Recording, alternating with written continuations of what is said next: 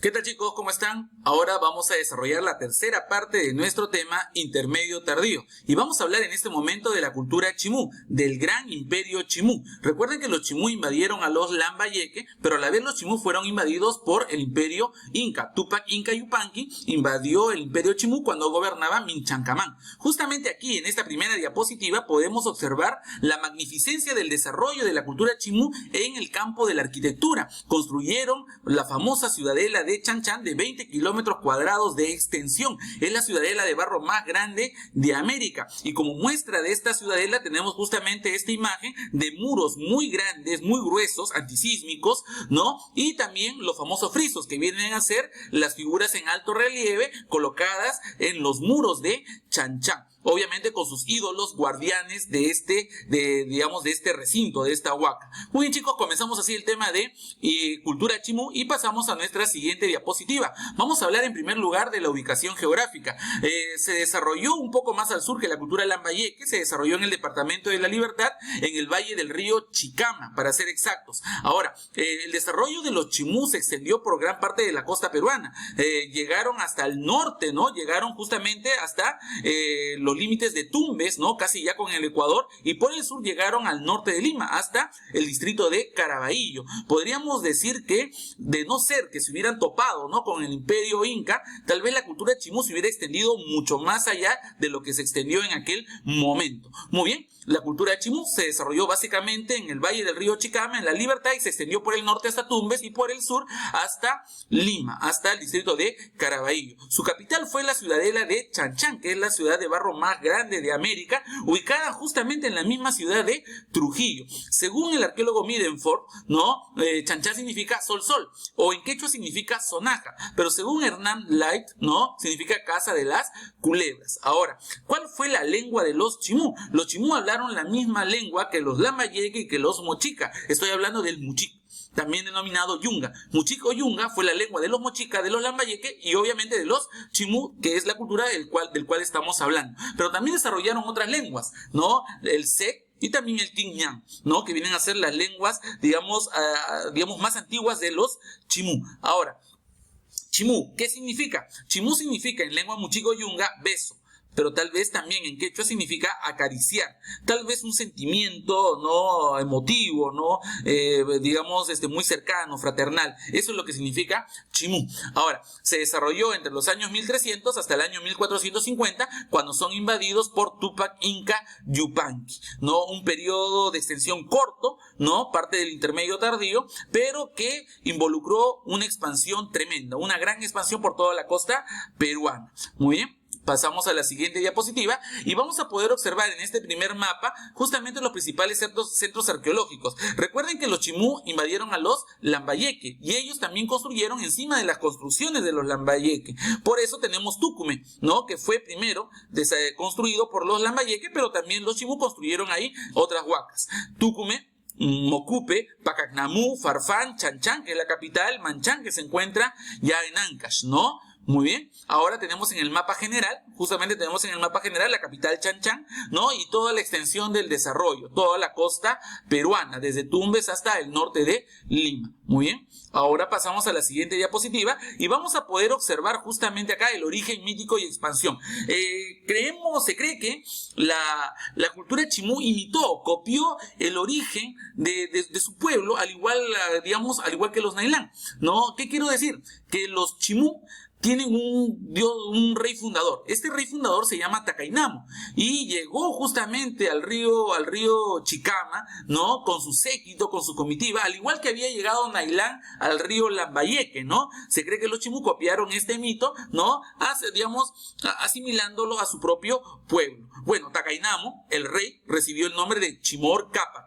Al jefe chimú se le llamaba Chimor Capac, ¿no? Esta historia del origen de los chimú, ¿no?, con Tacainamo, se encuentra justamente en los relatos de Marcelo Corne, ¿no?, que fueron copiados luego por Carlos Romero en 1925, pero ese relato original se ha perdido porque la Biblioteca Nacional se quemó en el año 1940, ¿no? Bueno, Tacainamo viene a ser el rey del Valle de Chicama y llegó en balsas con su familia, con sus sirvientes, ¿no?, a poblar ese lugar. Justamente tenemos una imagen de Tacainamo, ¿no?, con la corona muy parecida a la de Nailán, ¿ya? Y también también, chicos, acá, digamos, los dibujos que aparecen en la cerámica, ¿no? Tacainamo, ¿no? Con otros sirvientes que lo están adorando. Muy bien, y acá las olas. Obviamente que al poner olas significa que están al lado del mar y que la pesca también fue una principal actividad económica, y tal vez que el mar también, digamos, parte del mar fue un dios, ¿no? Eso lo vamos a ver cuando hablemos de religión. Ahora pasamos justamente siguiendo con el mito de Tacainamo. Tacainamo le sucedió, digamos, fue sucedido por su hijo Huacricaur, que fue un gran conquistador. Luego viene el hijo de Huacricaur, que viene a ser Nacen Pinco, hasta llegar al gran conquistador Chimú, que extendió el imperio a su máxima, digamos, a su máximo límite, ¿no? ¿Por qué? Porque ya no se pudo extender más porque llegaron los incas, ¿no? Con Tupac Inca Yupanqui. ¿Quién es este gran conquistador Chimú? Es Minchancamán, conocido también como el Pachacútec Chimú. Él extendió el imperio a su máximo límite, pero fue invadido a la vez por Tupac Inca Yupanqui. Cuando fueron conquistados por los incas, Minchancamán fue obligado a casarse con una de las hijas de Tupac Inca Yupanqui y fue llevado al Cusco. De ahí jamás regresó. Inclusive Minchancamán llevó a sus artesanos, entre ellos a los mejores orfebres, y son estos orfebres Chimú los que enseñan a los incas a trabajar el oro y la plata. Los grandes trabajos de oro y plata de la cultura inca se debe básicamente a que aprendieron de los orfebres Chimú, llevados al Cusco por Minchancamán. Muy bien.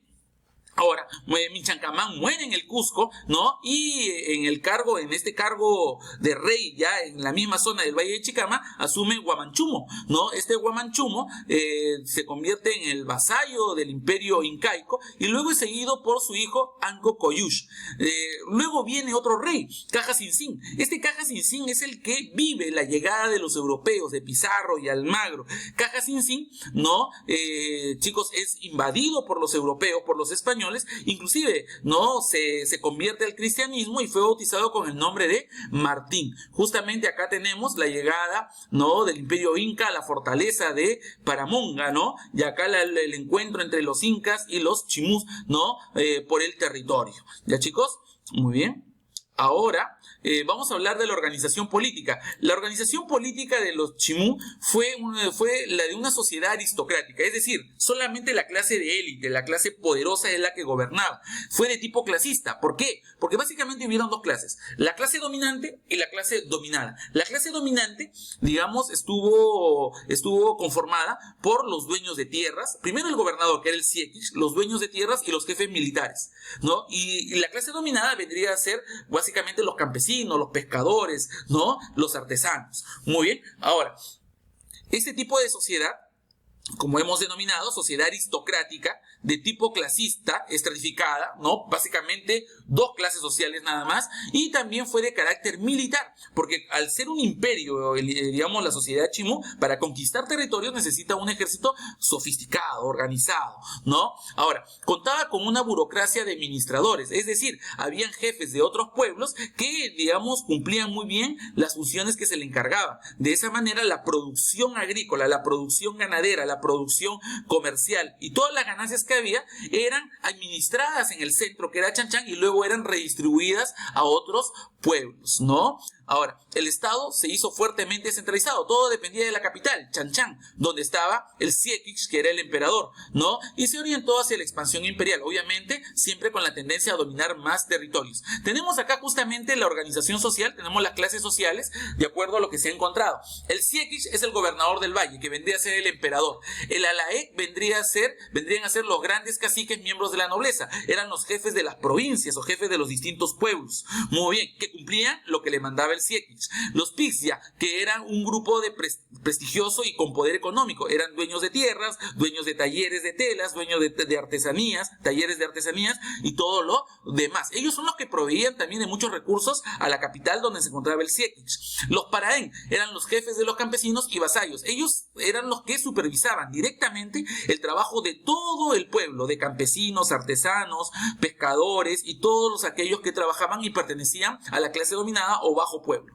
Muy bien. Y al final tenemos los llanas, ¿no? Que son los sirvientes perpetuos, que son los campesinos que trabajaban para, digamos, para el gobierno. Recuerden que al igual que en la cultura lambayeque, en la cultura chimú, se desarrollaron sacrificios humanos. Estos sacrificios humanos no eran muy notorios, sin embargo, sí se realizaban, para agradar a los dioses, ¿no? Sin embargo, no se realizaron grandes sacrificios humanos a cada momento, se realizaban de vez en cuando de acuerdo a una fecha importante de su calendario y también para agradar a los dioses. Muy bien. Pasamos a nuestra siguiente diapositiva y vamos a hablar ahora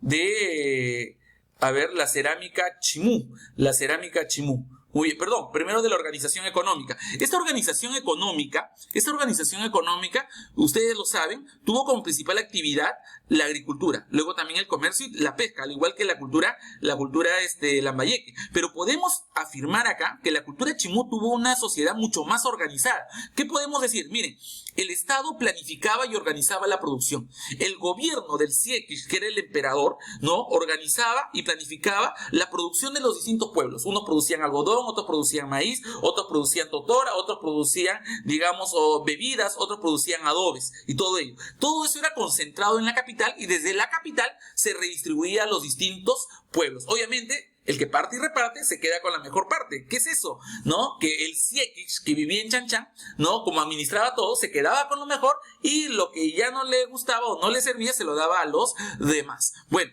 el sistema económico y social chimú funcionaba a través de una red de centros urbanos. ¿Qué quiere decir? Estos centros urbanos y rurales, ¿no?, tenían un jefe. Ellos se encargaban de supervisar la producción y también la redistribución que ordenaba el emperador. A ver, tenemos acá justamente el centro principal administrador, Chanchan. Principal centro administrador era Chanchan. Desde aquí se organizó y monopolizó la producción. Desde aquí el Siequish decidía todo. Los centros rurales eran los que recolectaban y administraban la producción del área rural. Tal vez en esta zona se producía mucho maíz, ya ellos administraban todo el maíz, ¿no? En otro sitio el algodón y así y así. Los centros de producción especializada, algo que se producía solamente en esos sitios. Por ejemplo, en Manchá, en Ancash, en la costa ancashina, se producía mucho la chicha de jora, y básicamente era un centro de producción especializado en chicha. Ahora tenemos los predios agrícolas. Estos predios agrícolas, ¿no?, se encargaban de producir exclusivamente para el Estado. Por ejemplo, acá solamente se producía algodón para el Estado. En el Cerro La Virgen, solamente algodón para el Siequish y para la nobleza que vivía en Chanchan. Y las aldeas campesinas, obviamente, ¿no?, eran los que producían todo, absolutamente todo. Un ejemplo son los de Chorobal, que preparaban muchos alimentos, ¿no?, vegetales, carne, pescado, ¿no?, y otras cosas más. Bueno, ahora vamos a hablar, sí, de la cerámica, y vamos a señalar que la cerámica chimú tiene un gran parecido a la cerámica, tiene algo de la cerámica mochica y tiene algo de la cerámica lambayeque. Primero fue monócroma, ¿no? Utilizaron mucho el negro azabache, al igual que los lambayeque. También utilizaron la técnica de apresuramiento, lo hacían con rapidez para poder obtener las formas. Por eso no fue de tan buena calidad como sí fue la de mochica, ¿no? Recibió la influencia de la cultura sicán en cuanto al uso del color negro. Ahí estamos precisando la influencia de sicán o lambayeque. También el doble pico con asa puente y la figura del mono, ¿no? Siempre en las asas la figura del mono. También recibió una pequeña influencia de la cultura huari nazca en la forma globular y en la forma escultórica de los mochicas, ¿no? Las distintas formas que tenían, no es que ellos pintaban, por ejemplo, a dos seres humanos en la cerámica, sino que les daban la forma, como vemos acá, una vasija erótica, ¿no? Todo el mundo piensa que los huacos eróticos solamente eran exclusivos de la cultura mochica, pero no, antes de ellos los cupiniques lo hicieron, y después de ellos también lo hicieron los chimú. La tradición de la cerámica de motivos eróticos estuvo presente en la cultura moche y bicús, ¿no? Pero también lo hicieron los chimú. Esta es una vasija encontrada que se encuentra en el Museo de Madrid, ¿no? Ahora tenemos acá también otra característica, la forma globular con asa estribo.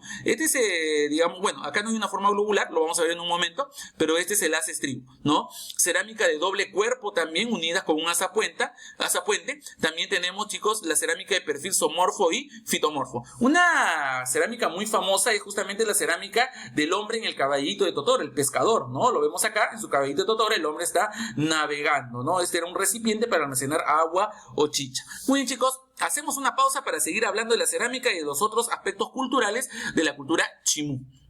Muy bien.